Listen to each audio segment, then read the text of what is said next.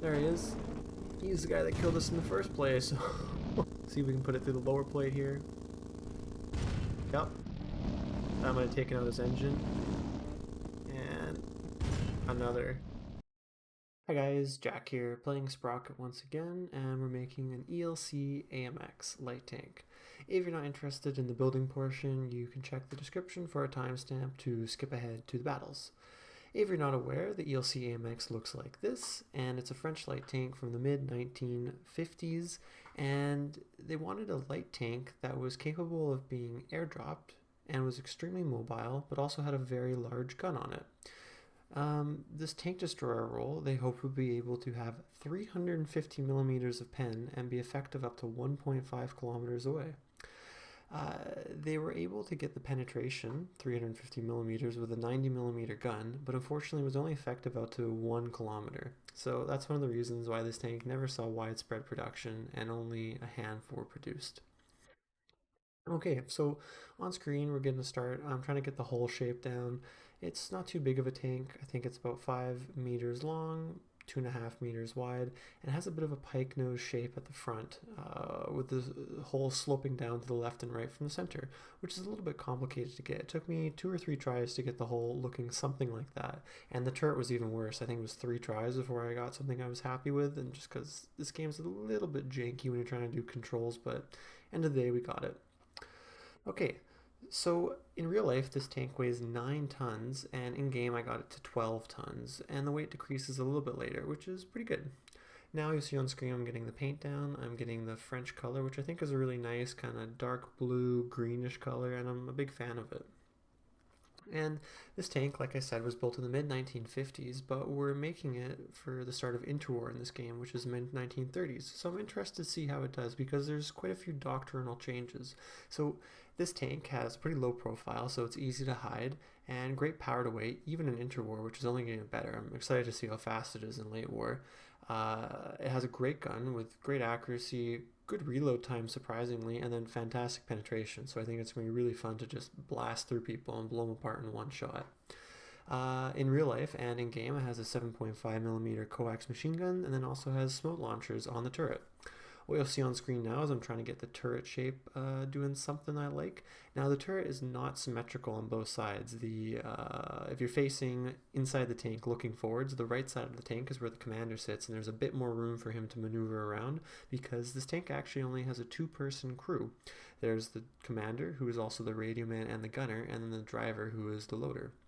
You'll see here I'm making 2 raised sections. The bit on the left is for the commander, and then the middle bit is actually room for the gun breech so it can depress more, so you can get, or I guess elevate more, so you can have more gun depression, which is really cool. Now, something I do that's a bit different is in Sprocket, because if you have poor crew efficiency, your crew's trying to do too many things, the tank performs really poorly. So I actually scram 4 crew members in here just so that my tank actually performs well, because if your gunner isn't at close to 100%, he actually cannot traverse and elevate the gun at the same time, which is a huge pain, especially if you're trying to be a nimble tank destroyer.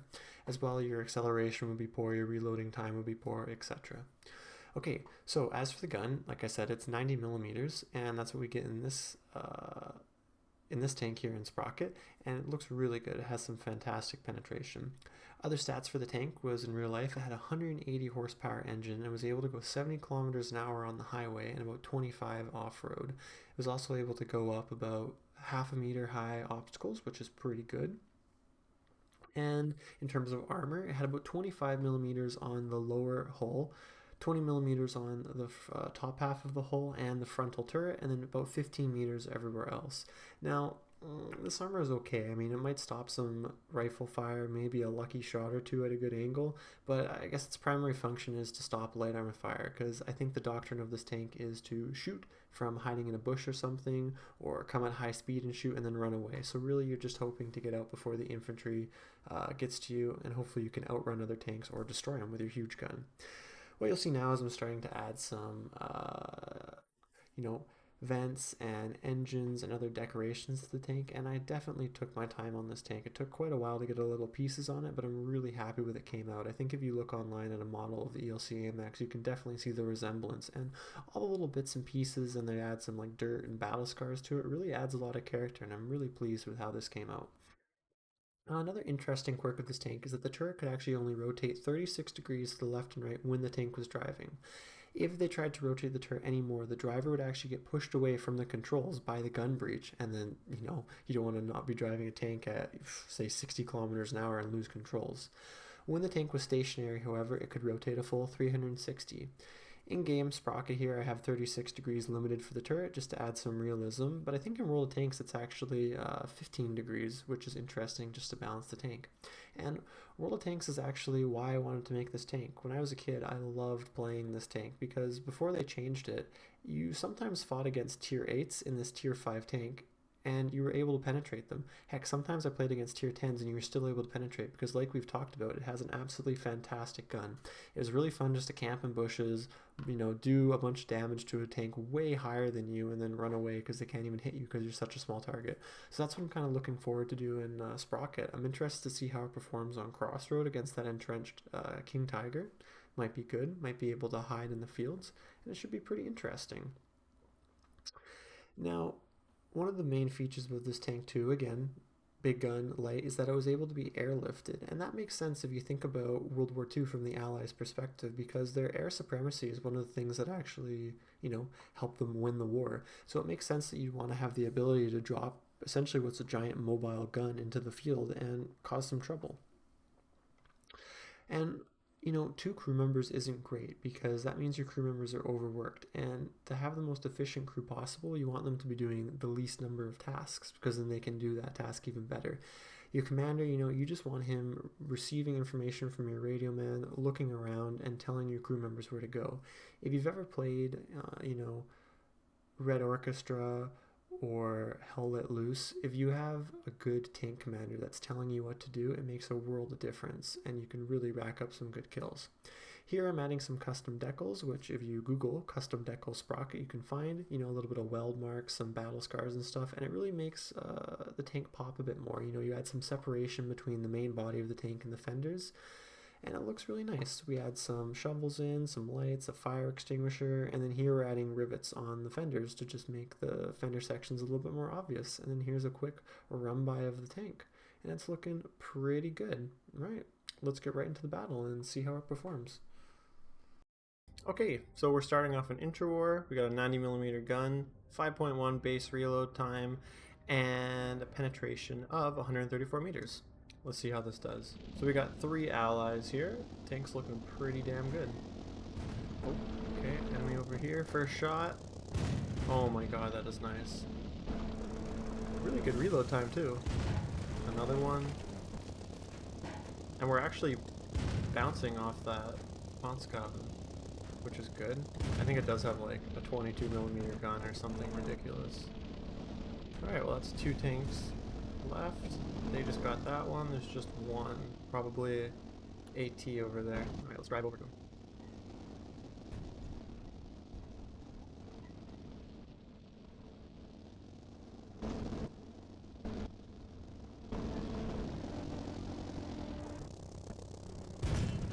Nice. Okay, we're on dunes here. Our tank looks kind of interesting. Got some desert grime on it, and the enemies have 3 tanks and we have 4. Alright, let's go find them.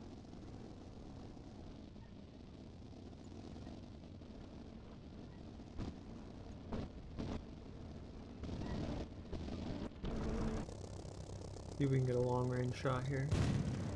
Just a little too high. Oh, it's a bunch of Allens. Nice, right in the side. Look at that plume of smoke, beautiful. Oh, I see a tank coming right towards me. Let's go to the bottom of the hill here and we'll shoot up into his lower plate.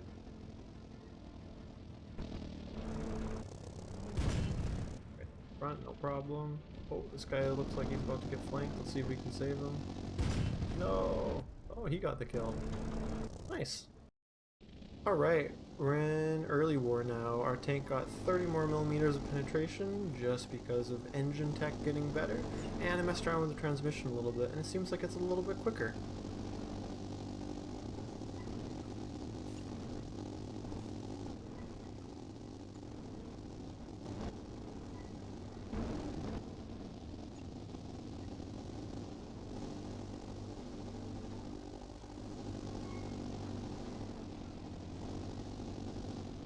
turn our lights on.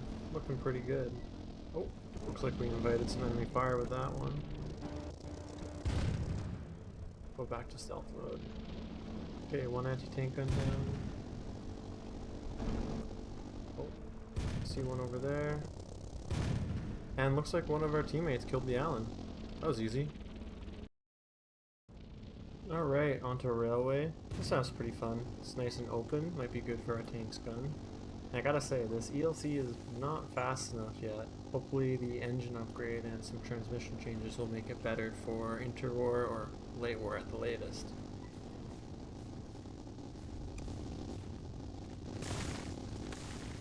One Cromwell down.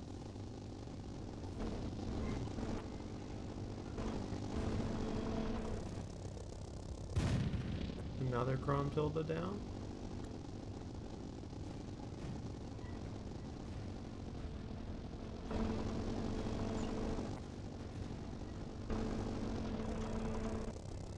Didn't even have to do anything. My allies can actually play this tank well.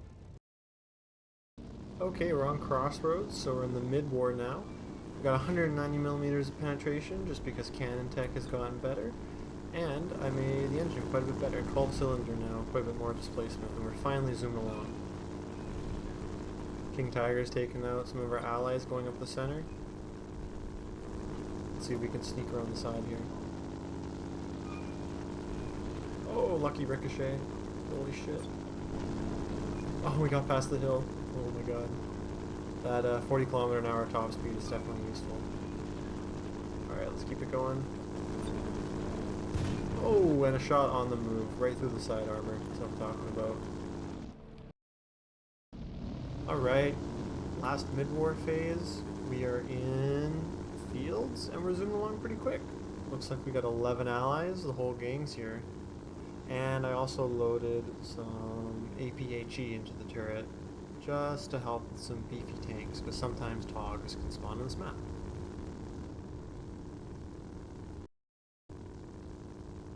Okay, 6 tanks spawned. Birds are flown away. Let's see what we get when we pop over this hill. Okay, they're coming on the left side then. Let's get a vantage point. This guy's going quickest. Tracks off. He's done. He's done too. And can we go 3 for 3? Nice. Alright, let's finish off these guys that are tracked. There's one. There's 2. And oh my god, here they come. Missed. Damn. Nice quick turn. Let's see if we could get that guy before we left, but we couldn't. Let's take this guy out. Right in the back. And he's dead. Alright, that's all of them. Let's move on. What do we have facing?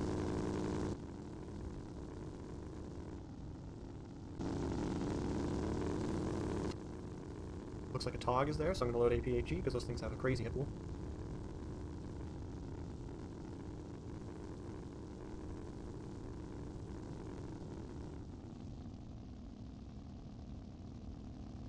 Okay, I see a few in front of me. We've lost a couple allies, but my allies have also managed to kill a few TOGs. Okay, let's get a shot off. Right through the front. Say goodbye to your tracks. Let's see if we can put one right through there. Oh no, and this guy over here got us. Shit!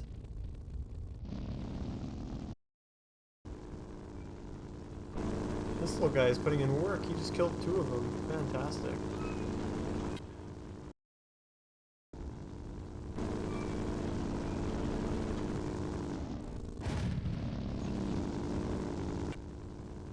It's good to get a double tap. Here's the first one. Last guy left. Where is it? Right here. Shit. One shot. Come on, one more. Nice! Just at the last end. 2 tanks killing each other. Awesome. Alright, we're in Taiga, late war finally. We got a nice snow camo on for this map. Our gun is a little bit longer. We got 241mm of penetration, and the engine is finally zooming along. It has great acceleration, okay top speed. Snow is always a little hard, of course.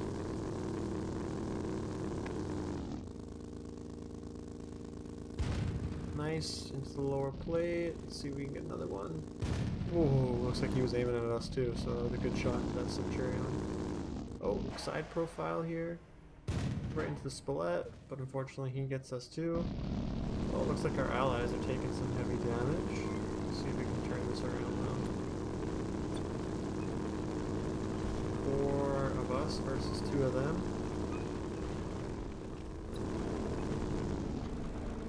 There he is. He's the guy that killed us in the first place. Alright, last map. Defense. Got a nice autumn camo on. We got 13 defenders here, so I think we're gonna be okay.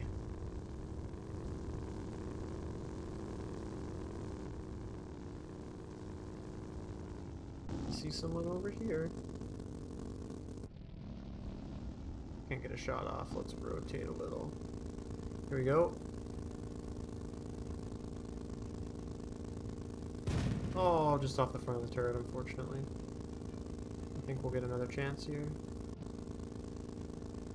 Nice, right into the side. Get a quick reload off. Oh, he got stopped. Just like an ambush. PZ-78 is gone. Oh, it's a good thing we looked over here. One shot into him.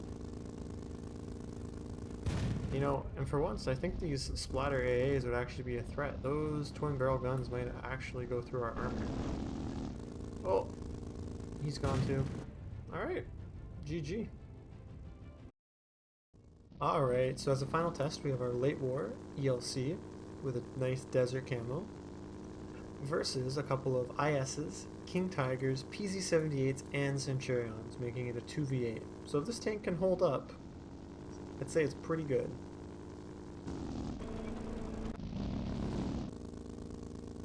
Not quite. Manages to go down a hill before I can get that shot off. See if I can get a position on this tank cresting the ridge over here. Nice! Right into the front plate. Take care of one of the Centurions. I see another tank here. Another Centurion. Looks like it bounces off the top deck there. I see a King Tiger right into the underbelly. That's going to set him on fire. I see front plate. I'm going to aim for it. Nice. Told you could go through there. We wrote about 30 millimeters of penetration more than needed to get through there, which is really key for killing these things. See if we can put it through the lower plate here. Yep. That might have taken out his engine.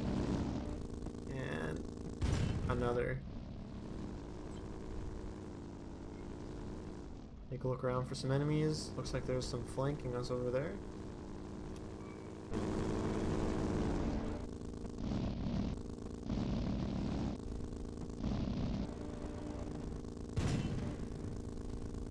Uh-oh, that went into his turret deck.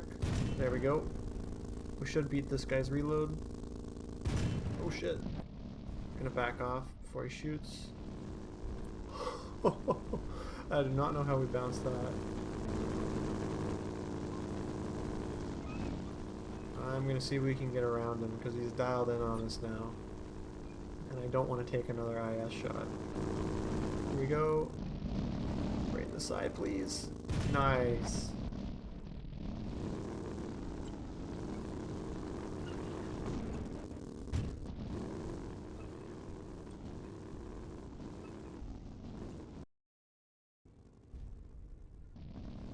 So I have to take a little thumbnail. Maybe you recognize that.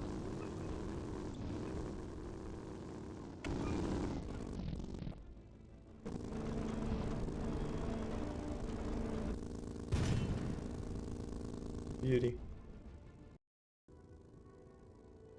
Alright guys, and that was the AMX ELC BIS taking on the whole game. I have to say I was surprised that it bounced a few shots, and I loved how much damage it did. Let me know what you guys thought, or if you'd like to see more Sprocket. Thanks a lot for watching guys, and good luck.